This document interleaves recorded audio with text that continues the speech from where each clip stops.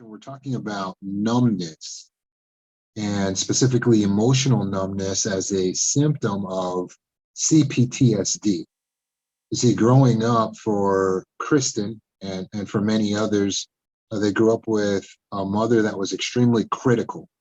And so Kristen's mother would constantly criticize her and say things that were just harsh. Um, and for a long time, for many years, this would hurt Kristen's feelings. But eventually, Kristen became numb to the comments that her mother would make. It was a way of emotionally surviving in the household she grew up in. The thing is, she became numb to just about everything emotionally. So not only was Kristen unable after a while to experience the negative emotions and the biting effects of her mother's critical remarks, but eventually Kristen was also unable to feel things that maybe she wanted to be able to feel, such as the ability to feel happiness and joy. Kristen started to feel disconnected from her emotions and disconnected from herself altogether, and not in a good way. This has happened for many trauma survivors. You say in Kristen's case, the trauma she experienced was emotional neglect and emotional abuse. It was the environment she grew up in being harsh, and that her mother was all too happy to say things that were mean and that hurt Kristen, that violated Kristen's boundaries. And so many people become numb and become disconnected from their feelings and disconnected from their self and disconnected from their reality as a way of coping. And this, for many people, happens subconsciously.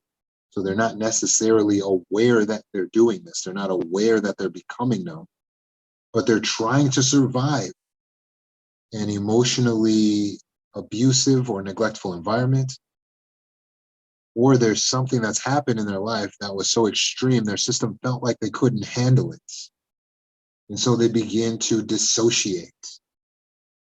So when you're experiencing numbness, if you're someone who feels numb or has felt numb emotionally, this is a form of dissociation. You have everything that's happening in reality around you, but your subconscious has sought to protect you by removing you from what's happening around you. So you can look at people and look at situations, and it's like you can see their emotions, you can see their feelings, but you don't feel anything when you numb yourself. For some survivors, it was because the caregiver was narcissistic, and so they didn't make space for your emotions. And so as a little kid, if you went up to your parent and said, I hurt myself, or I feel bad, the parent would brush it off. Say, oh, come on, it's not a big deal. Why are you making such a big deal out of this? Criticize you for feeling, make you feel like your feelings don't matter. Your feelings are stupid. If this happens enough, you may begin to believe it. You may have had caregivers that never validated you, let you know that what you were feeling was important. Or the caregivers never reassured you to make you feel a sense of safety after emotional pain. And so if you went to them and said, oh, mom, I hurt myself, I'm afraid, or I'm sad, they would quickly dismiss your feelings or not validate the feelings, giving you as the child the impression that those feelings don't matter. And so for you, if you got that message as a child that my feelings don't matter, then you may have started to dissociate from your own emotions in order to survive, to feel okay in that household. You may have been started to disconnect from what you're feeling. And so what happens, the brain rewires, so to speak. It creates a emotional, a neural pathway around emotions that says, whatever happens to you, whatever you feel, it doesn't matter. And so rather than being connected to the emotion and realizing, okay, this is how I feel right now, your brain just takes you right around that. And so if someone comes up to you and says, well, how do you feel? You find yourself saying, I don't know. I'm not clear on how I feel. And why is that happening? Because you're dissociated, because you're disconnected, because you've gone emotionally numb. Now, understand, in the original situation that you were in as a child, this was a means of coping, the only thing that you knew. I go to my caregiver, I don't get any care around these emotions. So apparently these emotions are a burden, they're not important, and I either need to ignore them or get rid of them or not feel them. And so your brain develops to work around, ignore, not feel the emotions. Does that make sense? So that's where that comes from. You were put in a situation where you weren't given the validation, so you concluded that your emotions weren't valid. You're put in a situation where you weren't given comfort after going through a distressing situation, as any kid does. And you come to the conclusion that you can't get relief from the world around you. So you just have to disconnect altogether from emotions and what you might be feeling, from reacting. And then that's the only way that you can be okay or stay safe. Meanwhile, you may be tuned into everyone else's emotion. This is how we get this concept of the empath, because you're feeling empathetic to what other people are feeling. But then we say, well, but what are you feeling? You're like, I don't even know. So why is it that you're tuned into everyone else's emotions? Well, it might be hypervigilance, right? Because growing up, it may have been dangerous for you if mom or dad was in a bad mood, or if they were upset by something. They may have gotten really mean, really harsh, physically abusive, emotionally abusive, something like that. So it's not a safe environment if they feel bad. It doesn't matter what you feel. And so you see how you actually mold yourself to that environment. So then you grow up and you get into relationships and you approach them the same way. I'm afraid of your feelings. I'm afraid of what you feel. So I'm going to please and do everything to make sure that you're not feeling bad. But when it comes to how I feel, that doesn't matter. I don't know. I don't even know. I don't care. It doesn't matter. I'll be all right.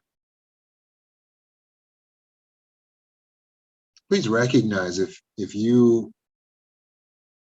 any of this resonates with you and this is your situation and you've numbed yourself, please recognize that that's a form of self-abandonment. Because your subconscious mind, when you were a child, when you were forming, because it was raised by the narcissist, that subconscious mind is behaving still as a narcissist toward you. So what you're engaged in is self-abuse and self-neglect. Because you're still operating on the script, my emotions don't matter. That's self-neglect, and we don't want to do that. Now, you don't have to feel if you've numbed your emotions like you're broken, because you're not broken. You've developed in a way that was appropriate for the circumstance you were in, but isn't appropriate now. In other words, you adapted as a child, but now it doesn't work for normal adult life when you're not being abused and neglected. So that's why we call it a maladaptation. It is maladaptive now to be numb. That's what worked then. But now you're seeing it has adverse effects because you're missing out on life. You're not experiencing the fullness of life. You can't feel and know what it is to live. because you're just dissociated, you're disconnected, you're numb to your emotions. But that's not because you're broken. It's because you maladapted. You adapted at the time, but now it's just maladapted. You understand? So the good news is, if you could stop feeling emotions, then you can also start feeling emotions. I would like to introduce to you the revolutionary concept that you get to choose how you feel. You see, growing up in an environment like that, you were emotionally stunted. The development was stunted. So you never got the opportunity to realize that you could choose how you feel. This is an incredible freedom in life, to realize that it's actually up to you whether you feel good or feel bad or feel guilty or feel afraid. Yes, it may sound like a revolutionary concept, but please take heed. You get to choose how you feel. It's not something you're going to hear a lot. So how come? Well, because most people don't understand emotions or how they work. They don't understand the system. They don't understand the system, how it works. So they don't understand how you can manage emotions. Even psychologists and coaches and personalities, they'll say, we can't control our emotions. But the reality is, you get to choose how you feel in any given circumstance, in any given situation. There is incredible freedom of choice as to how you will emote in those circumstances, in those situations. And I'm going to break down for you how you can do that, how you can get unknown and redevelop the sensitivity. Does that sound good? Do you want to feel emotionally sensitive again? Many of you might be saying, no, I don't want to feel emotionally sensitive again. Some are saying, definitely, I'm ready. And others may feel like, I don't know. The trepidation that you may feel around having sensitivity to your own emotions is fear. Recognize that. The wall that's blocking it. You say, it just feels like there's a wall in there. I just can't feel it. That wall is fear. You're afraid to feel the emotions. How to control them. And when it's something inside you that's so powerful, because emotions are powerful. When you have a painful emotion, it hurts. And it doesn't hurt in one area where you can just like rub your shoulder. It hurts through the whole body. And so understandably, you may have developed a fear around your own emotions as a child. You may have determined, I, I, I cannot handle this. I don't. Take a moment now, take a breath if this is you, and recognize you're safe. You're an adult now. Your system is designed to be able to handle emotions. You can handle them. And I'm going to help you to learn how you can actually manage your emotional state. But the first thing is to recognize that you are safe. The wall that's blocking you is fear. It's making you not want to feel the emotions. What made you stop wanting to feel emotions? It was all fear. That's at the root of every symptom of complex trauma. Fear, fear, fear, fear, fear, fear, fear, fear, fear. We must stop being fear-driven. We must be driven by love and purpose. That's what we were designed to be, because we're doers, we're makers, we're builders, we're creators. We are reality benders. And you cannot step into your full power and start bending reality to your will if you're afraid.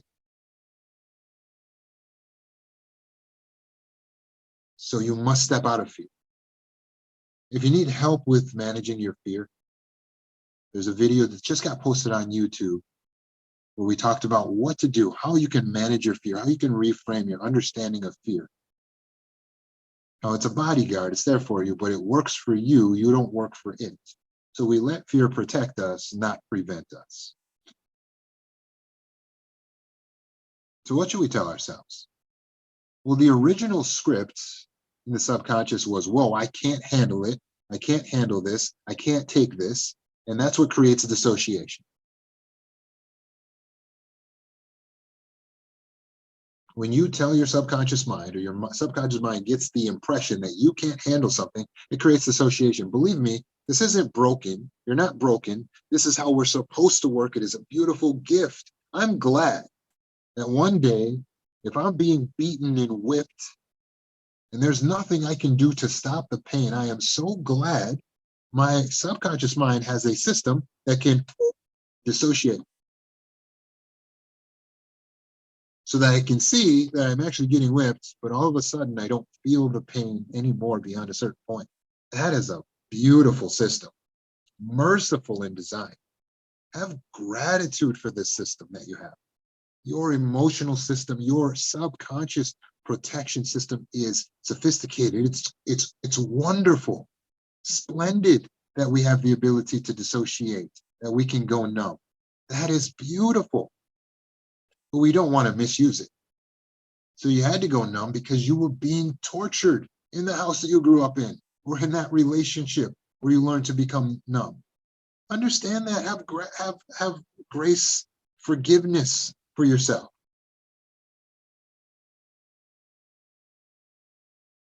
You were being tortured.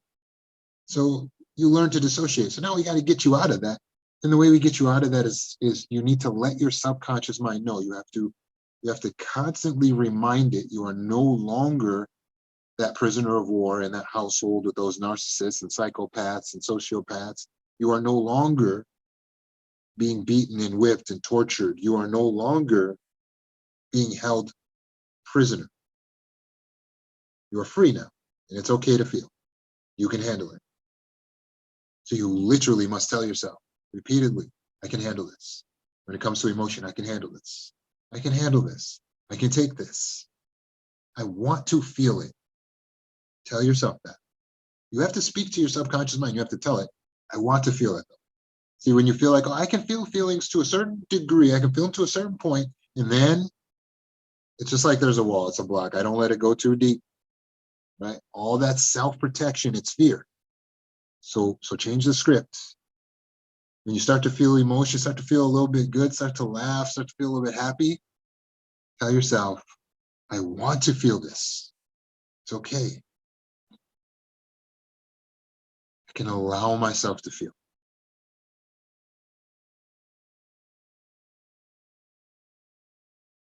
What are some tools that we can use to bring ourselves out of numbness?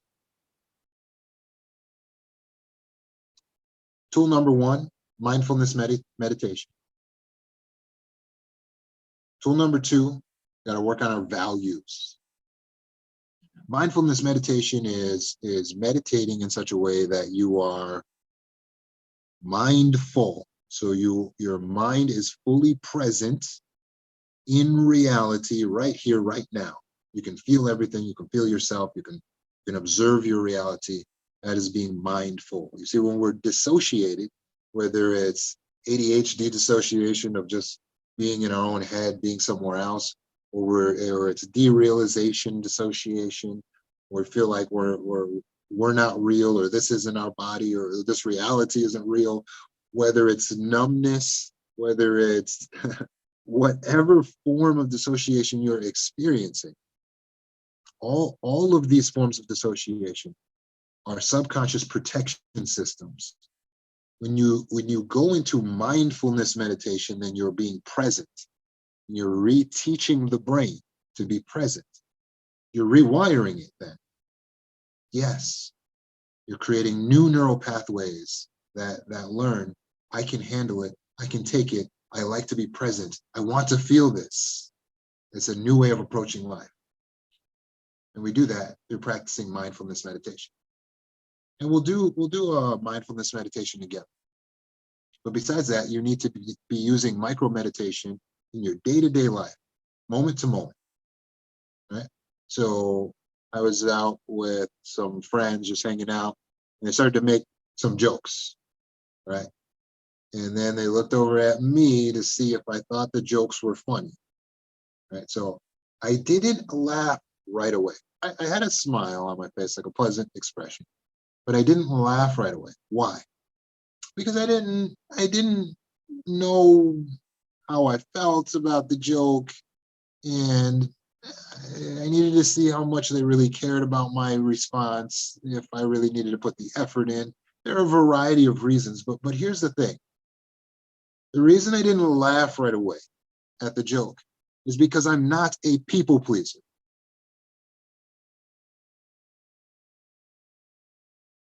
You see, when we're stuck in people pleasing, everyone else, everything else, everybody else mentality,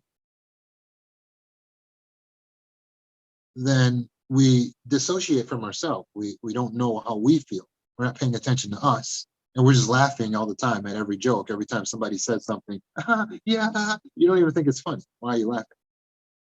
That's inauthentic. If you're inauthentic, then your connections aren't real. There's a lot of problems, right? So we need to stop being inauthentic, and we need to start being mindful. So I pause. So micro meditation means you will meditate, but it's only for a short moment of time. This is the best type of meditation to start with. You don't need to go into launching into 30-minute meditations. This isn't important. Micro meditations allow you to connect to yourself right away, quickly.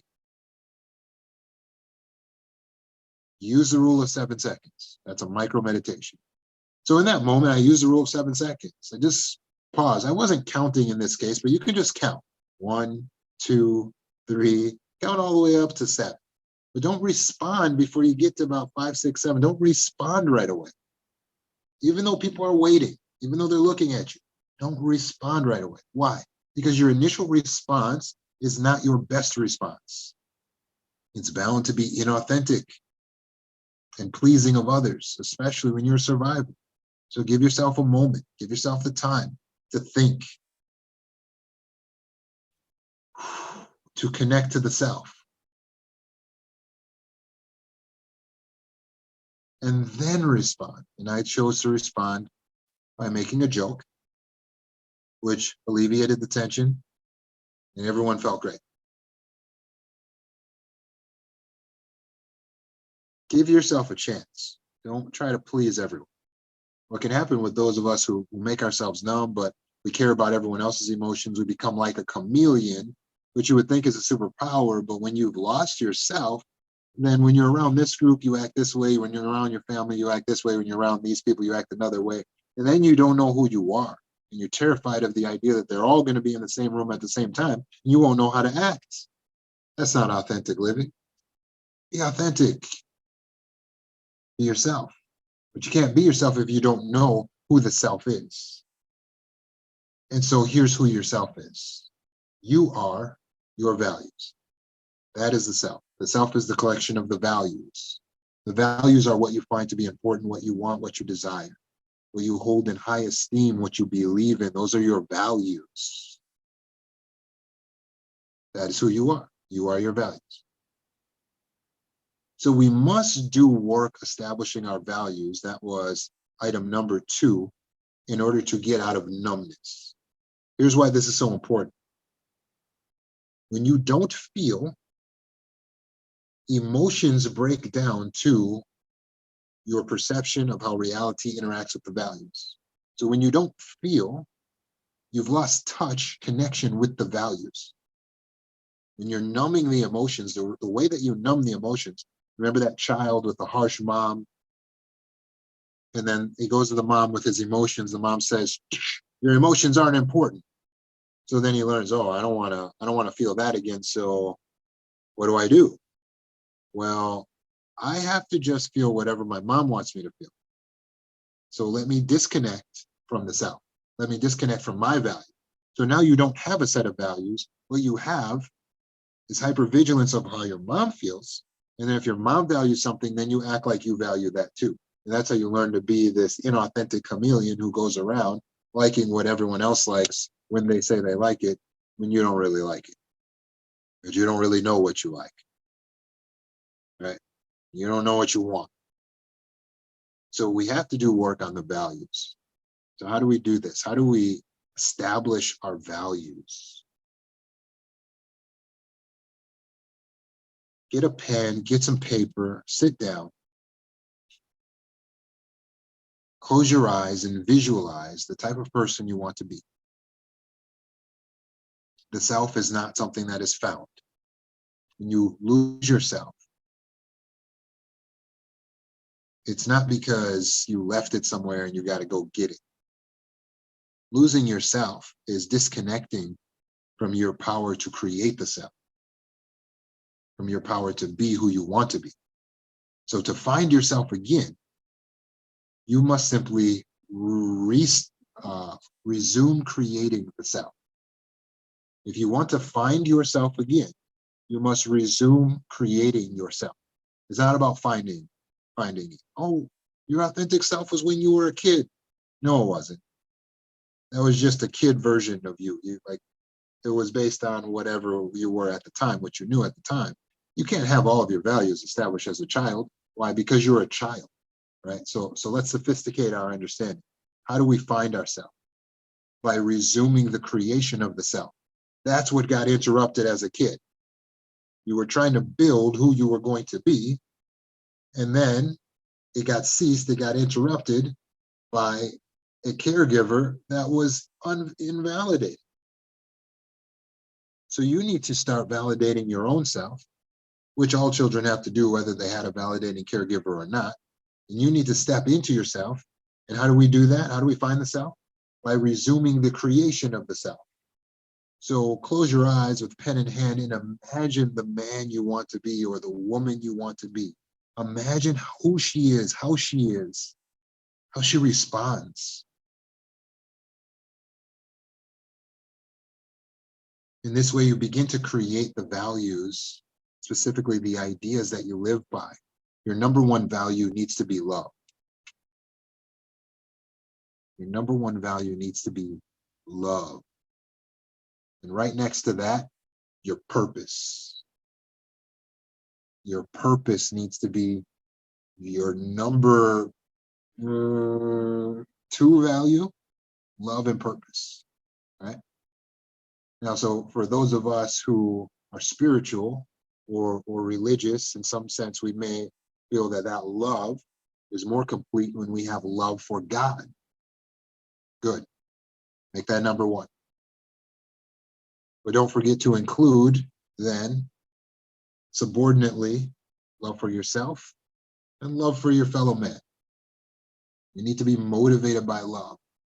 The love that we have for others needs to be equal to the love we have for ourselves. Not more, not less, equal.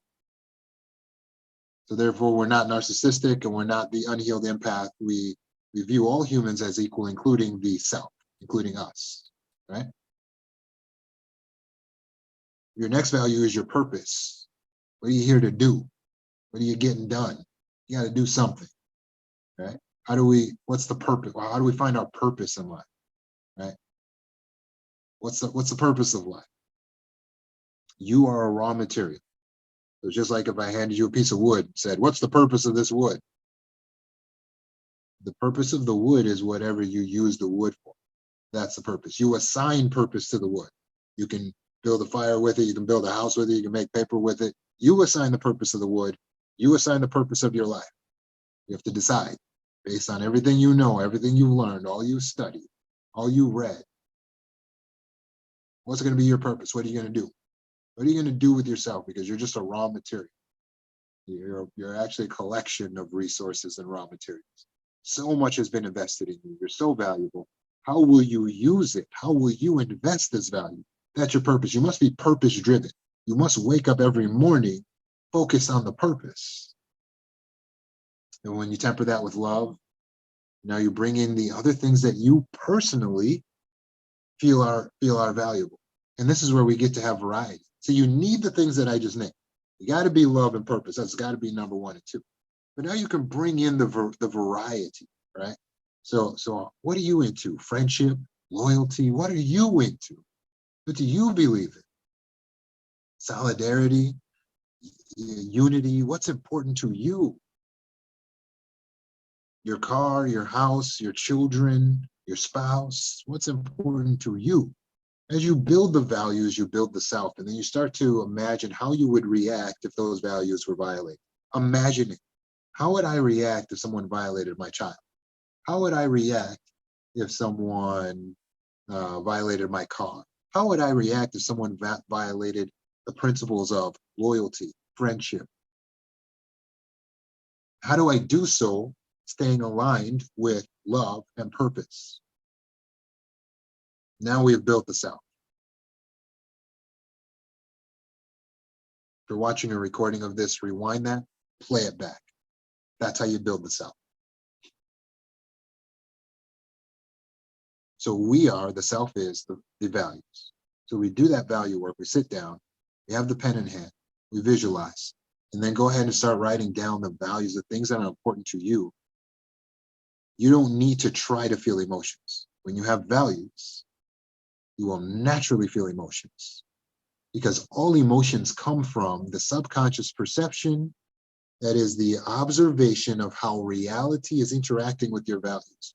So whenever something is in harmony with your values, you will get positive emotions naturally. And then when you get them, what should you do? Don't block them. You say, I want to feel this. I want to feel this.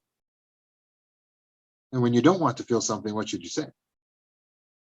You should say, I don't want to feel this. If you don't like it, you say, I don't want to feel this.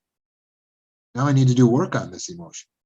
How do we do the work? Go into the control panel of the emotions. You have, remember the parts? We talked about them on Monday. What are the 3 parts? Your perception, your reality, and your values. That's right. Very good. So those are 3 parts. So now you can do work on your emotions, right? So I get an emotion I don't want to feel. I don't have to say, let me numb all emotion and feel nothing. No. I say, I don't want to feel this. I don't like this. What is the problem? And then I go into the values. Let me give you an example. I'm out with my wife or my girlfriend at the club, and then I see her talking to a man. Now, I believe this is innocent conversation, but I notice a jealousy wells up in my heart. And I say, ooh, that jealousy, I don't like that feeling. I don't want to feel that. And Roman said in his talk that we can decide how we feel. We get to choose our emotions. So right now I'm getting an emotion I don't like. What do? Well, I can numb all emotions and just drink this alcohol. But that's not healthy, is it? No, I need to do the work. What's the work? Go into the control panel of the emotions. So I pull out a piece of paper right there at the bar, wherever I'm at. I pull out the piece of paper. If I got to go to the bathroom, go to the car, that's fine. I need to do the work right now because I got an emotion I don't want to feel. So I got to work out this jealousy. Why am I feeling this jealousy? Well, let's identify the value being violated. And then I write it down. What are the values I feel being violated? And I may realize I might say, well, my wife is my value, and I feel like she's mine, and and as I go through, I might see some extreme thoughts in my thinking. Oh wow, am I being possessive over this human being beyond what's appropriate? If I don't want to feel this feeling, I can adjust this value. And instead of saying that my wife belongs to me, I can instead say, I enjoy the relationship I have with my wife and the covenant we have between each other for what is sacred. I enjoy that. And as soon as I adjust that value from she belongs to me to I enjoy the covenant we have, already my jealousy starts to come down. And I might do more work. I might say, what can I do to adjust my perception of the situation? And well, how am I looking at it? What is my perception? Well, my perception is this man has come in here and she might like him more, might like something about him that I don't have. Whoa, let me change my perception. What's a different way I could look at this? I could say, I like that my wife feels free. I like that my wife feels comfortable enough around me. She feels like she can speak to people of the opposite sex without feeling afraid. I like that. So I'm going to change my perception to this is what I see right now is not something to be jealous of. What I see right now is something to be proud of. I've changed my perception. I've also brought in another value. I like that my wife is free. Also, why would I be viewing this man as superior to me? He's not superior to me. At best, he is equal. I have my own qualities that I am quite confident in, right? So now my perception is, instead of being on his qualities and my inadequacies, my perception is now on my qualities. Oh, yeah, I'm doing really well. I'm crushing it at work right now. Things are going really well at home. Bam, I'm naming one after another. I'm this, I'm that, I'm intelligent, I'm lovable. And now as I focus now my perception on my qualities, what happens to my jealousy? Diminishes. Right now I'm feeling way less jealous. Finally, is there something I can change in my reality? Well, yeah. Instead of sitting here slamming alcohol, seething, I can get up and walk over there and join their conversation in a non-awkward way, in a non-threatening way. I can just walk up and be like, oh, hey, what you name? Oh, well, oh, ha, yeah, ha, and just keep it cool. Now I've changed the reality, and what happens to my jealousy? It goes down. Especially while I was over there, my wife or my girlfriend slides in, puts her arm around my waist. What happens to my jealousy? It goes down. What did I do? How did I do that? How did I manage my emotion? How did I change it? I went in the control panel, change the reality, change the perception, change the values. You can just change one of those, and it will change the emotion. You're in the seat of control. You get to choose how you feel.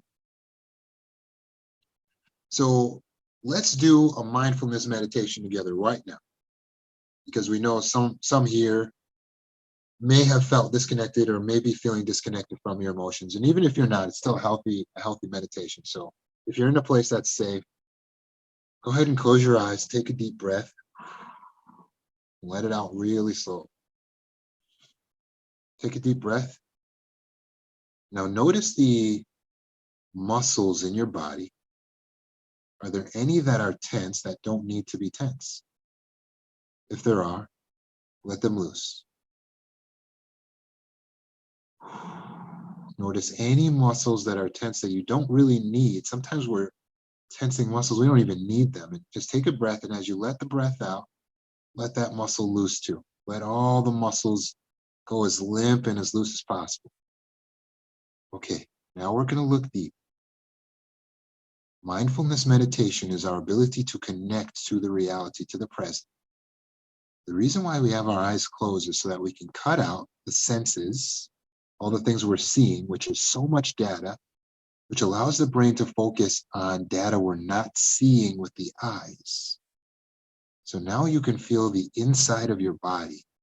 I want you to connect to the inside of your body. Take a moment to feel the blood flowing through your veins.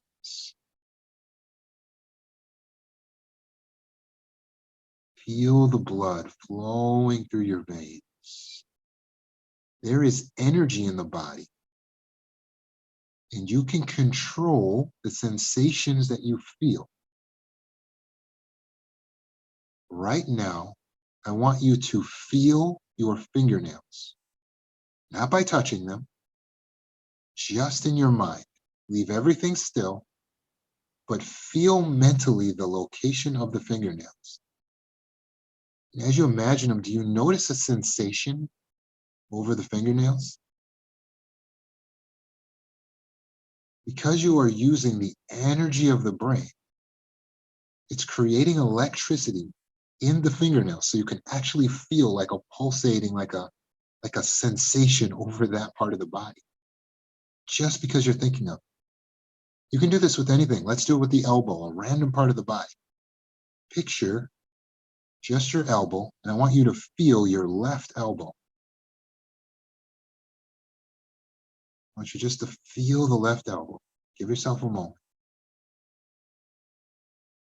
You'll start to feel a slight sensation over the left elbow. It makes it stand out. It starts to feel weird. Now, what I want you to do is I want you to move that energy towards your heart. And I want you to believe that this energy is love. This electricity is love. And we're going to allow this love to build up in the heart right now. So picture it building up in your heart and let the love flow throughout your entire body. This is the love that we have for our physical body. This is amazing. Now open your eyes and come to the present. Now you're a being of love, pure love, energy just flowing throughout your whole body. This is a moment of mindfulness meditation. When we feel that something has violated our values, or we feel negative emotion, we need to go mindful like that. Close your eyes and connect, figure out what value has been violated. And you can utilize the JAP method, or you can utilize the emotional control panel so that you can actually go in, work with the emotions, and decide how you will feel. I welcome you to reality. We no longer have to stay dissociated. We can feel life with fullness. Welcome. Now let's open up our discussion for all those in attendance. Does anyone have any questions about dissociation or about numbness, or any comments on their experience with numbness and dissociation?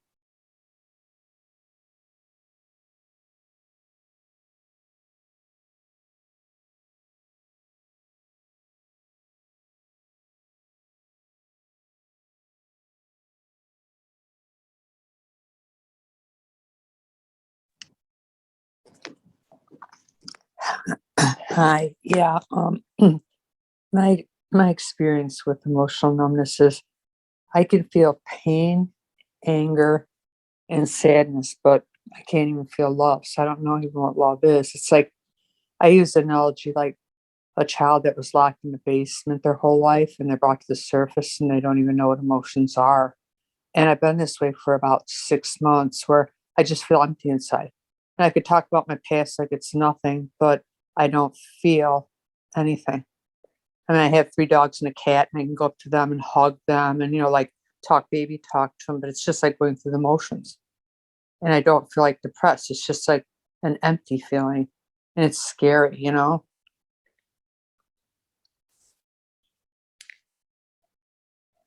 I can't hear you, Roman. I don't know if you're on mute or Yeah, I was muted. Can you hear me? Yeah. Kathy, tell me more about this sensation. Well, part of it, what you were saying was making sense when you were saying about telling myself these like, I can't. And what happened was when I got the vaccine and my brain was damaged, it's a constant repetitive thing that I've been telling myself because I get frustrated at the simple tasks that I can't do. So I just keep saying, I can't do this. I can't do this. And I got hurt yesterday. I hit my toe, hit the curb, and I fell with my dog because I can't remember to process to look at the sidewalk lines and, just things like that. And I'm getting just so frustrated. It seems like the last 6 months of my life with this brain injury has really triggered me into not feeling emotions. But I've also been trying to work on my own self and looking back at my childhood. I had a narcissistic mother. I had a passive father. My mom was very critical. And, and now I can't connect either with God because I can't feel love. And that's what's tearing me apart more than not feeling feelings, is not being able to connect. I feel disconnected, if that makes sense. I just walk around sort of in a daze and just out of it, like an out of it feeling. Very good. Did you feel the tools that we discussed today were helpful? A lot of them made sense. I know about the mindfulness stuff. I don't practice it, but I know now I'm going to have to start. Yeah. So yeah, you have to do a lot of mindfulness meditation to get in touch with your feelings, but you also have to build your values. Do you feel like you have a clear sense of who you are? No. Nothing. It's like I'm a lost soul. That's what I've told people You this, and I see, told. Sorry. Go ahead. you see how there's a direct connection. Yes. So, so you don't feel emotions because you don't know who you are. You Correct. can't feel emotions without a sense of values, a sense of self. You have to first, then you can feel the emotions. I mean, So you got to do the values work.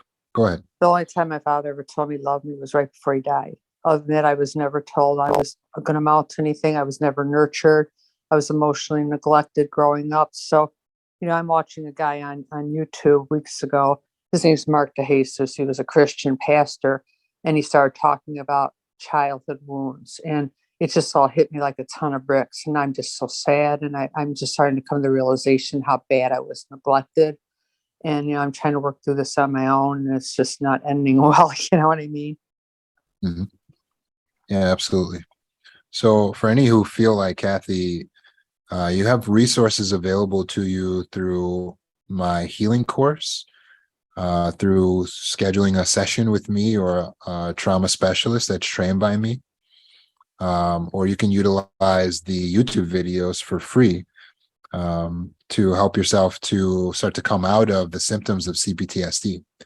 But use the tools that we talked about here: mindfulness meditation and building your values. So, Kathy, you have to decide who you're going to be, and you have to become that person and live by your sense of values, so that you'll have a better bearing on where to feel and what to feel at what times. And then as the feelings start to come, we have to get out of the I can't self-talk and get into the I want to, I can handle this, I can handle this, I want to. What your parents did to you was a terrible disservice.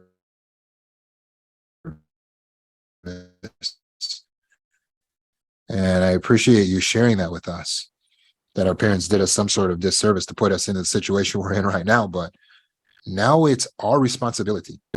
So it's your responsibility to learn love. It is your responsibility to learn love. Love, there's a video on how to love the self. It teaches you what love is. But just briefly for your notes, if there's anyone else who's thinking or feeling the same way, like not knowing what love is. Love it's an affinity. It's that we create through focusing on all the positive qualities or attributes of the target. So we feel love for something when we focus on all the positive qualities and attributes of the target. But we don't want to focus on the emotion of love. We want to focus on the principle of love, which is a decision to focus on the positive of said target. So principled love is more important. It's higher in importance than feeling the emotional love. We will feel emotional love when we master the principled love.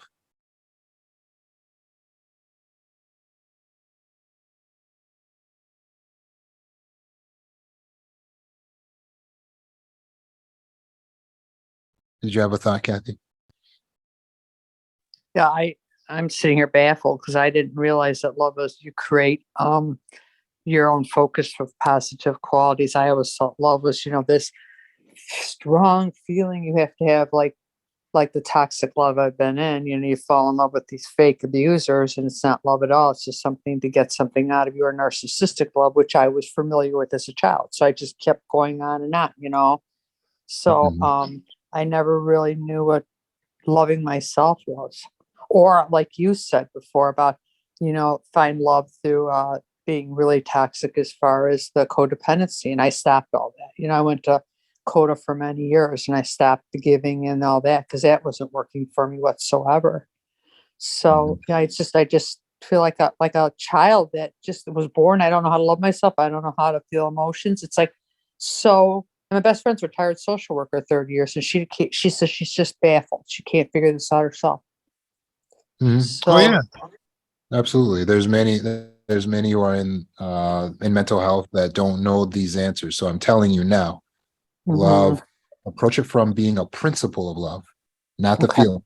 The feeling Okay. comes, but that's not what's important, because even the feeling of love, it ebbs and flows.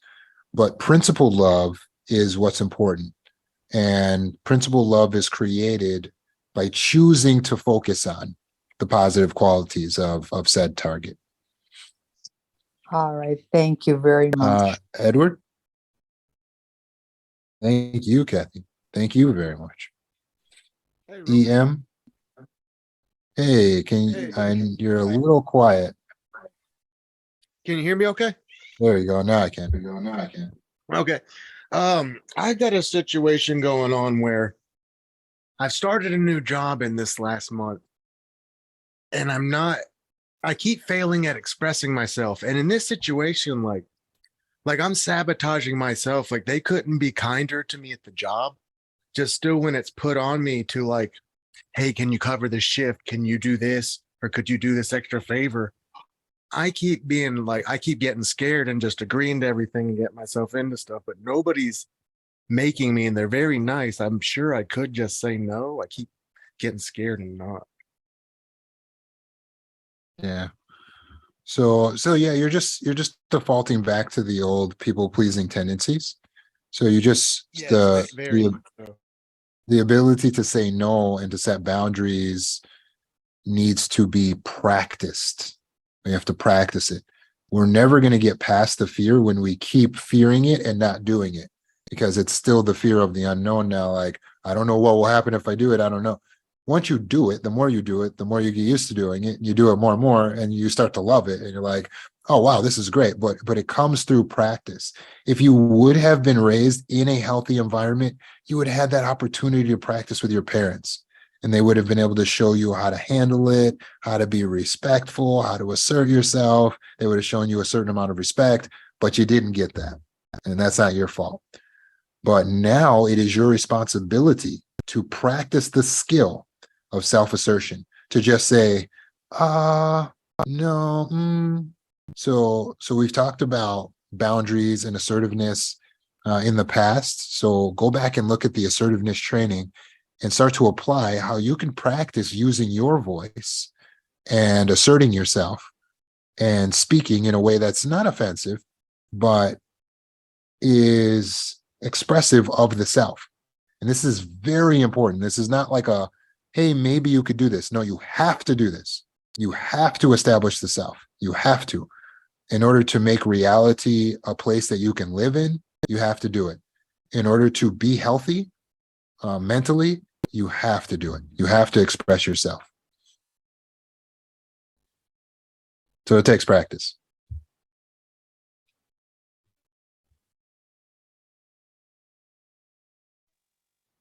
Sounds good. Thank you. For any who are feeling like Edward on this subject, the rule of 7 seconds again makes it a lot easier to assert ourselves when we stop responding right away. We stop saying yes or laughing at the joke right away, or sure, and agreeing to things right away. Pause. Rule of 7 seconds. Then default to saying no to everything for a period of time. So let's say you give yourself a 1 week or a 2 week period where you say no to everything initially. The reason we do this is to build the skill and to defuse the trigger. Once we've built the skill and we defuse the trigger, then we can go back to sometimes saying yes to things. When you say no to things initially, it saves you from being obligated to do that thing. So they say, hey, can you babysit? No. Hey, can you come out? No. Can you do this? No. You just say no to everything. You can always go back after the no and after you've had time to think about it and say yes. So you say no initially to everything for that 1 to 2 week period. You can always go back and change your no. The problem is when we say yes, we obligate ourselves. You can't go back and change your yes, right? So go ahead and practice to everyone who's going through something like this, practice saying no.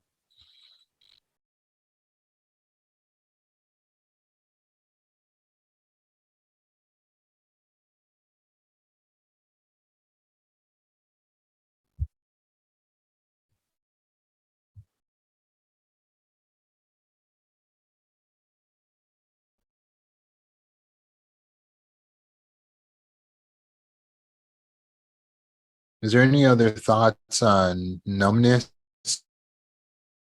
experiences on numbness, or questions about dissociation or being numb?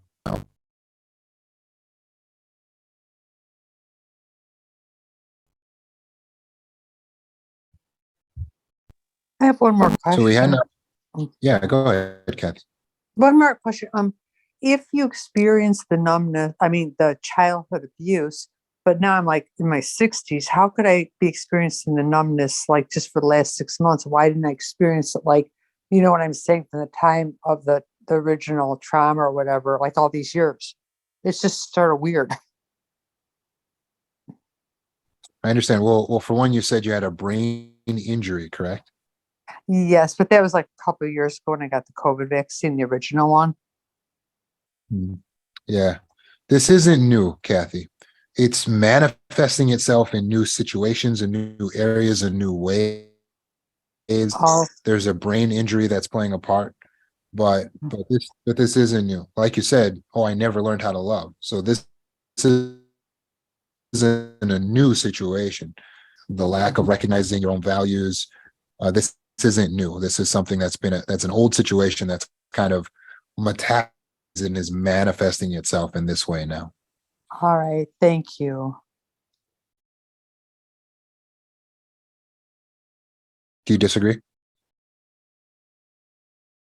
No, I agree. I mean, and and also, you know, the fact that I never, it's really hard for me to process that I've got this brain damage and I can't drive. And driving was always my, you know, you drive, it's sort of like your freedom. And it's, I feel like that's been taken from me. And it's just a lot to have happen all at one time after all the years of abuse, you know?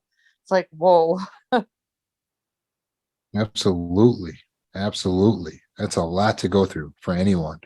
So this is a whole nother trauma on top of trauma. So Right, you are in complex trauma, right. So I'll be but looking the, forward to the getting idea a now, hold of you. absolutely. Yeah. So we got a lot of work to do so that Yeah. we can bring you out of this with resilience. But I know that I can get well. My gut, I mean, I know I have a higher purpose. My gut tells me that God is from all I've experienced to help others. And I know I have this purpose. So I'll get there. And and everything you Yes. say makes sense. You're the first person that I've come across. I've watched so many people, but they never give honest results. You're the only person I've even seen on YouTube that truly gives like results to the problems. They just leave you empty handed, not knowing how to fix anything. And I really want to thank you for that. Thank you for that. I appreciate that. And we have people in the program that are healing all the time.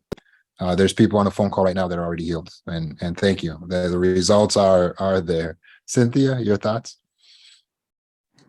Yeah, I had a question. So kind of going back, you mentioned, people pleasing, all of that. What if you feel like you kind of are going through the opposite? So I feel like I get numb, or I've become numb because I feel like I've been such a people pleaser in the past that I've realized it and it's like drained me.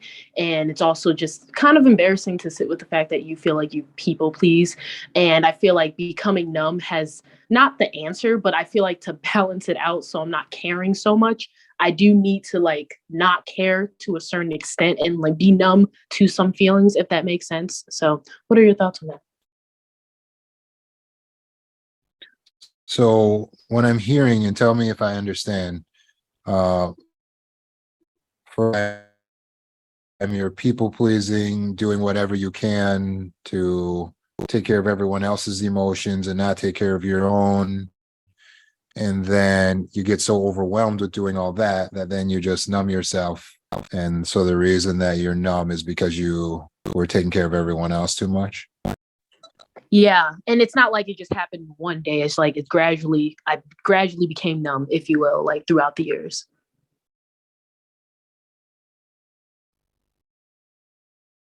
Yeah, absolutely. Yeah. It's super, super normal. So it's the same thing. What's happening is the split. So because you're handling things with extreme ways of coping, then you're just handling more things with extreme ways of coping. So people pleasing and doing the most for everyone is an extreme way of trying to make sure and balance whatever the fear that you're having is, which is probably some type of fear of abandonment or fear that you won't be approved of or loved. So you're handling it in an extreme way. Them, know me. And then you try to fix it in an extreme way. Okay. Nothing. I feel nothing. Or me. That's the only thing that matters now. They don't matter. So it's just extreme thinking. So you got to get out of the extreme thinking and get into sophisticated thinking.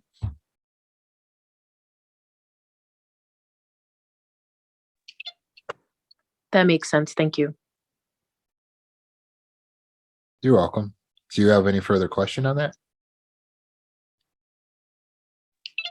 I just know for me, like I know what I need to work on and stuff, like pretty much what you said, like I agree with that.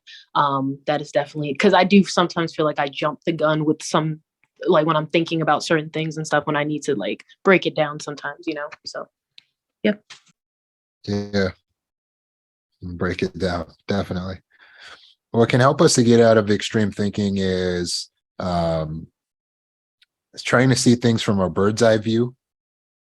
Trying to see things from our standpoint at the same time, and then seeing things from the other parties or an opposing standpoint at the same time. So it's seeing things in three ways at once. So what's the heavenly bird's eye view? You can look at it as God's view on the matter. What is my view? How am I viewing the matter? And then what would be the opposite way of looking at it, or the opposing party's view on the matter? You have to see all these things simultaneously at once. When you do that, then you're seeing it more sophisticated, and it keeps you from splitting into black and white extreme thinking on matters.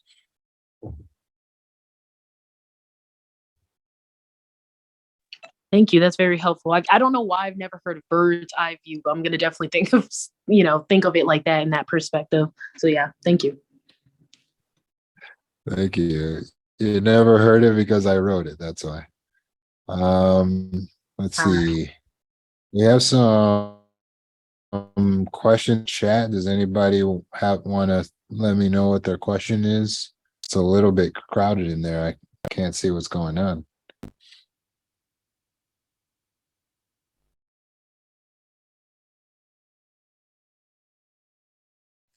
I think Perry? somebody's asking.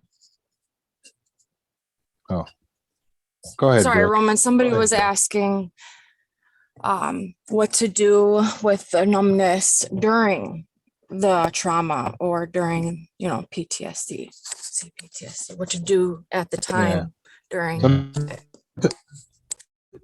Yeah. So like in my illustration, if you're being whipped, like you're literally in the middle of a traumatic situation and you go numb, is that we get ourselves out of the numbness as fast as possible. Just like all other trauma responses like fight, flight, freeze, fawn. It's not that we respond in the moment of trauma that's the problem with one of those responses. It's that we don't want to stay there. So we need to learn as people pleasers to stop fawning. We need to learn as runners to stop flighting away from things. We got to learn as the fight people to stop fighting all the time with everything. And with dissociation, we need to learn to stop freezing and then going to another place. So the idea is, if you have this response and you are freezing or dissociating, you need to bring yourself back. So when you're out of the traumatic situation, then you are safe. And then you utilize mindfulness meditation and do values work to recognize where you are, what your feelings are, and get back to your emotional sensitivity where you want to be. Perry?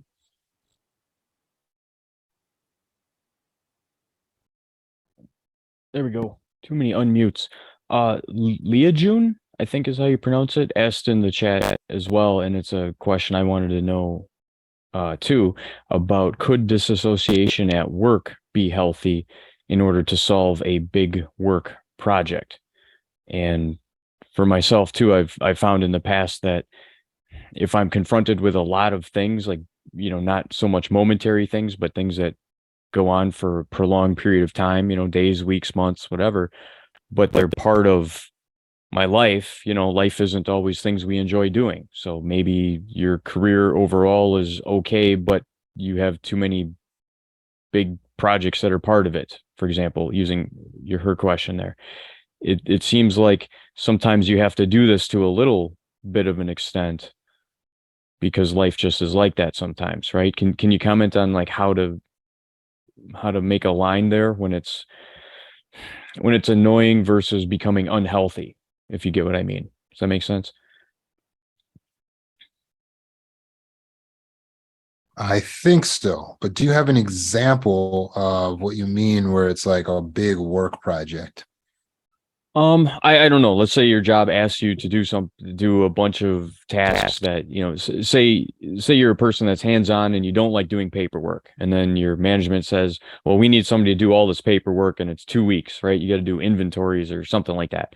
And you really, really don't like it, but you want to keep your job.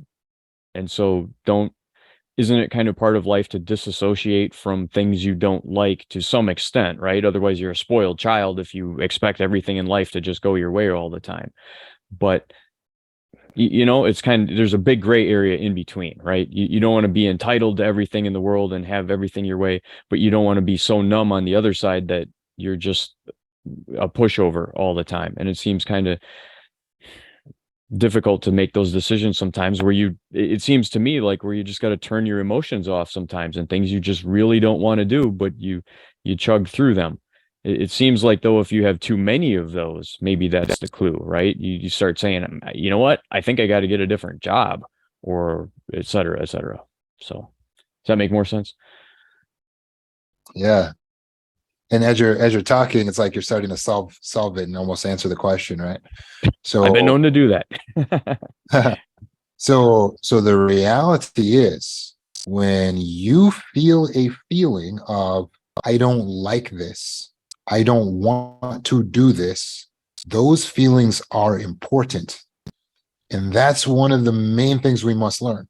When you feel like I don't like this or I don't want to do this, they're important and you must do the work on those feelings.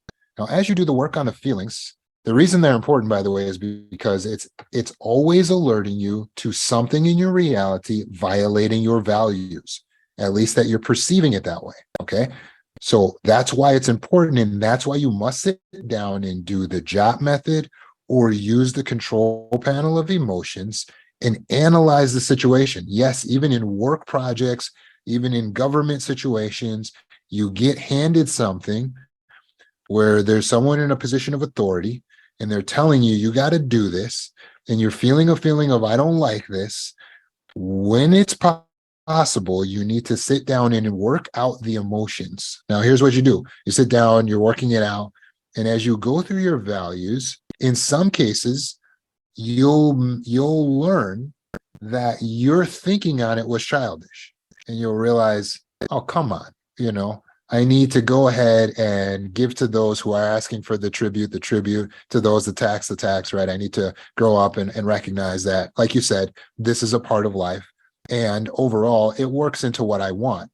And you'll see how it actually does work to what you want, because when I do this and that, this will allow me to get the money I want. When I do this and that, this will allow me to have the reputation I'm looking for. This will gain me the relief from having the government on my back, or whatever it is. You'll see that it actually does work to your advantage, and then you'll be able to refocus your mindset on how it does work to your advantage, and you'll resolve the bad feeling, because now you'll be focused on how it does work. Why? Because you did the work and worked it out emotionally, or worked it out on paper with the job method or the control panel of emotions. Now, as you're working this, you may discover in some cases through the work that you're doing, which is all meditation, by the way, oh, this situation is making me feel bad because it's a violation of myself, and I don't have to take it. And I need to go ahead and set up my business, or get a different job, or leave this position, and stop looking at this from victim mentality and start taking control and changing my reality. So sometimes we need to change the reality and get a new job. Sometimes we need to change the perception of it, how this works. This is something we do value, and then we go with it, right? So it all comes out in the wash when you do this emotional work that I'm teaching you to do.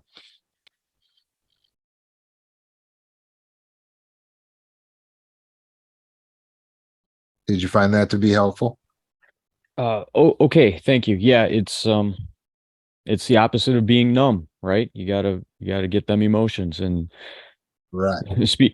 here I'm using an inventory as an example, and that's the perfect thing, is we have to take our emotional inventory, right, and see what's going on in there. So thank you. Yeah.